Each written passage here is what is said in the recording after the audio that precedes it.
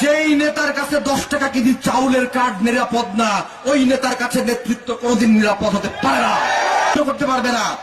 কিন্তু বিএনপি যদি ধ্বংস হয়, সেটা হবে বিএনপি 5ই আগস্টের পরে বিএনপির কিছু নেতাদের কারণে।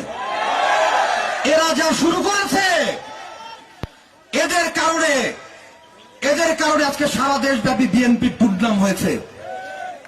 এরা চাঁদাবাজি করেছে, এরা দখলদারিত্ব কায়েম করেছে, এরা বয়স্ক ভাতার কার্ড বিক্রি করেছে, এরা 10 টাকা কেজি চাউলের কার্ড বিক্রি করেছে, এরা বিধবা ভাতার কার্ড বিক্রি করেছে। যেই নেতার কাছে 10 টাকা কেজি চাউলের কার্ড নিরাপদ না, ওই নেতার কাছে নেতৃত্ব কোনোদিন নিরাপদ হতে পারে না। লালপুর বাগাতিপাড়াতে এই ধরনের নেতৃত্বকে প্রত্যাখ্যান করা হলো। আমি বিশ্বাস করি যেই সমস্ত লোকেরা, যেই সমস্ত নেতারা এই কাজগুলো 5ই আগস্টের পরে করেছেন, এই বিধবা ভাতা, বয়স্ক ভাতা কার্ড যারা বিক্রি করেছে, তাদের চাই। যারা চাঁদাবাজি করেছেন, চাঁদাবাজি করে বিএনপির নাম মান ইজ্জত নষ্ট করেছেন, তাদের চাইতে একটা ভিখারির সম্মান বেশি। আমরা